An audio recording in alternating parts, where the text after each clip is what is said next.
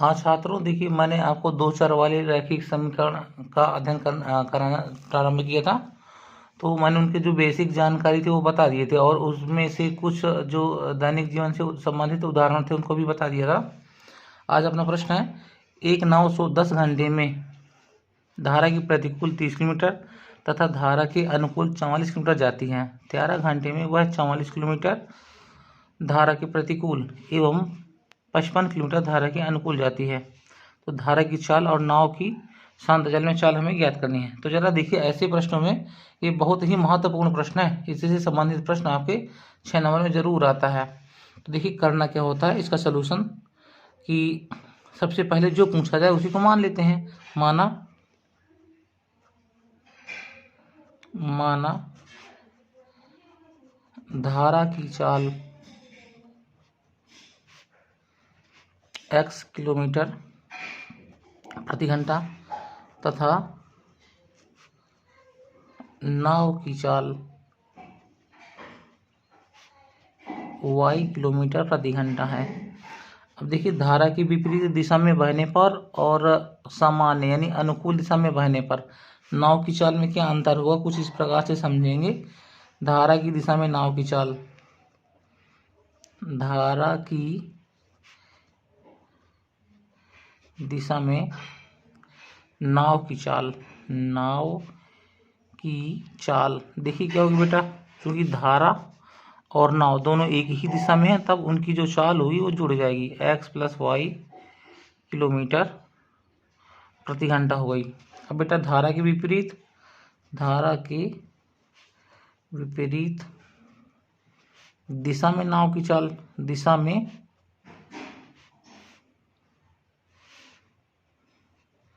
नाव की चाल। तो जरा समझेंगे कि अगर धारा की दिशा, मान लीजिए आपके धारा की दिशा ये जा रही है और नाव की दिशा यहाँ जा रही है, क्योंकि नाव ही आगे बढ़ रही है, इस वजह से नाव की चाल हर हाल में धारा की चाल से ज़्यादा ही होगी। तो इसको हम इस प्रकार से व्यक्त करेंगे। और मैंने यहाँ पर नाव की चाल y मानी है, तो y - x किलोमीटर प्रति घंटा। अब प्रश्न में कहा जाता है कि एक नाव 10 घंटे में धारा की प्रतिकूल 30 किलोमीटर तथा धारा के अनुकूल 44 किलोमीटर जाती है। तो यहाँ से बेटा 30 किलोमीटर जाती है धारा के प्रतिकूल, तो ये लिखेंगे हम यहाँ से कि 30 किलोमीटर धारा के प्रतिकूल जाने में लगा समय। तो ये समय हो जाएगा, क्या होता है, दूरी बटे चाल। तो दूरी थी 30 और धारा की प्रतिकूल चाल है हमारी y - x, जो टाइम आएगा वो घंटे में आएगा, प्रतिकूल था। फिर धारा की अनुकूल 44 किलोमीटर, तब 44 किलोमीटर धारा के अनुकूल जाने में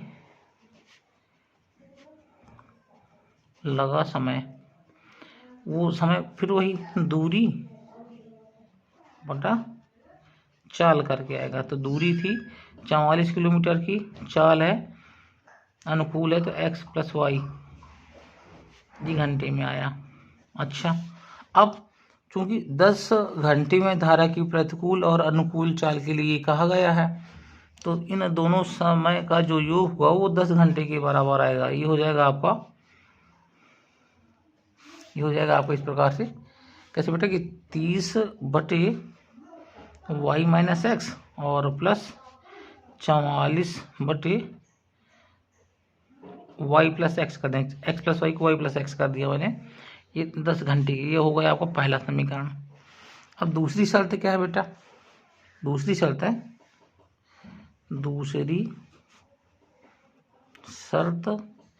के अनुसार, अब आपकी दूसरी शर्त ये है क्या, कि 13 घंटे में वह 44 किलोमीटर धारा की प्रतिकूल एवं 55 किलोमीटर धारा के अनुकूल जाती है। कितने में, 13 घंटे में।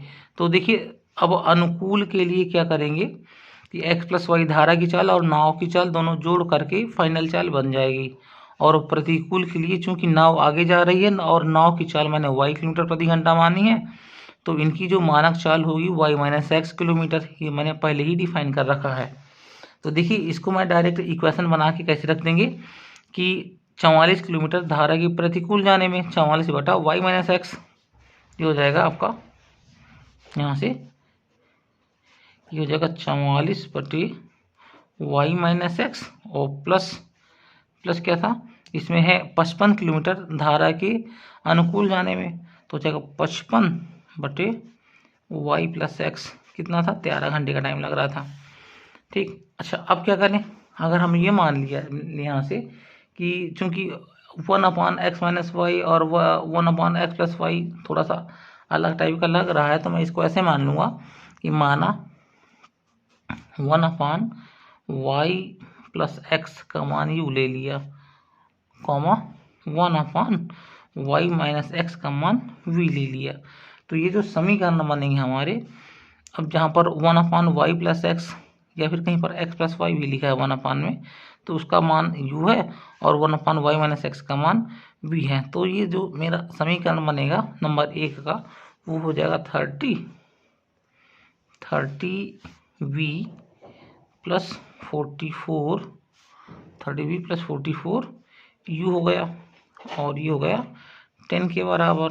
दूसरा वाला बनेगा 44v प्लस 55u और बराबर हो गया 13। ये समीकरण 1 ही है और ये आपका समीकरण 2 है।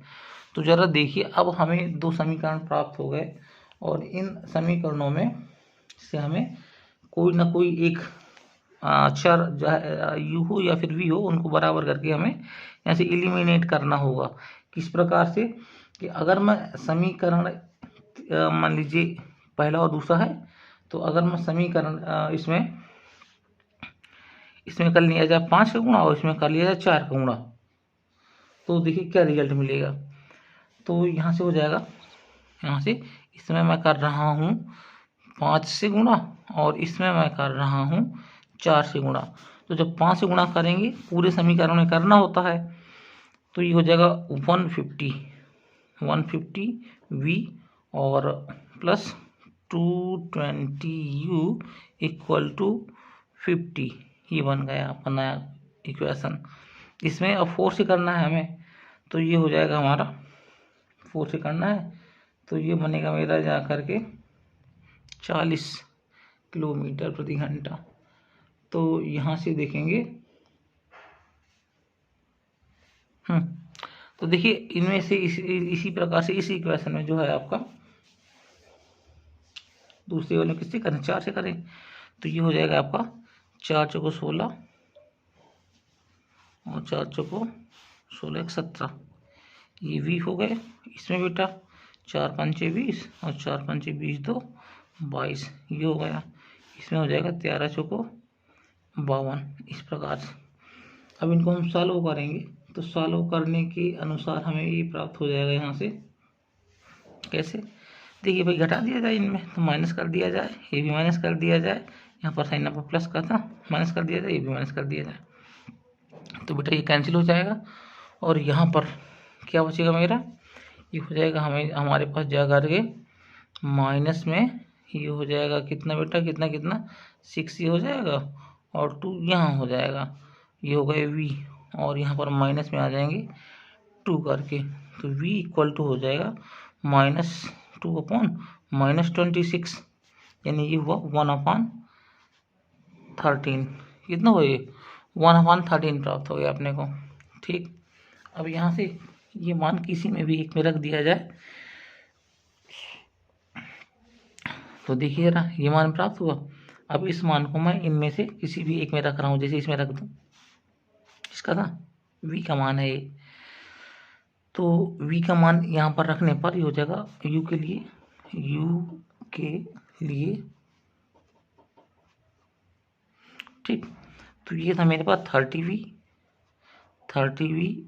प्लस 44u इक्वल टू 10 के था। तो यहाँ से मैंने कर दिया 30 into 1/13 1/13 plus 44 u equal to 10। तो देखिए इसको आगे कैसे सॉल्व कर दिया जाए, ये पूरा उठ के यहाँ चला जाएगा। तो 44u इक्वल टू 10 माइनस 30/13, ये हो जाएगा 44u इक्वल टू 130 माइनस 30/13। तो देखिए बेटा ये प्राप्त हुआ अपने को यहाँ से 44u इक्वल टू 100 हो जाएगा 13 करके। ठीक, तो देखिए भाई यहाँ से इसको कैलकुलेट कर लिया जाए तो ये बनेगा मेरे पास कितना, ये मान लीजिए 4 है, तो यहाँ पर हो जाएगा 11 और यहाँ पर हो जाएगा 25 चौको 100, इतना हो जाएगा भाई। तो u इक्वल टू हो जाएगा 25/13 इंटू 11 करके। इस तरह से देखिए हमने u और v की वैल्यू निकाल ली, और u और v की वैल्यू मैंने देखो मान क्या रखा था बेटा, 1/u plus x equal to u, 1/u minus y minus x equal to v, ये मान रखा था। यहाँ पर हम क्या करेंगे, u और v की वैल्यू रख करके पुनः हमें x और y की इक्वेशन प्राप्त होंगे, x और y की इक्वेशन में दोबारा मिल जाएंगे भाई। तो इस प्रकार से, अब वीडियो बड़ा हो रहा है, मैं इस शेष सवाल को अगले वीडियो में आपको बताना चाहूँगा। इस प्रकार से सारे क्वेश्चन सॉल्व करेंगे। अगली वीडियो का इंतजार करिए और चैनल की पूरी जानकारी के लिए चैनल को सब्सक्राइब कर लीजिए।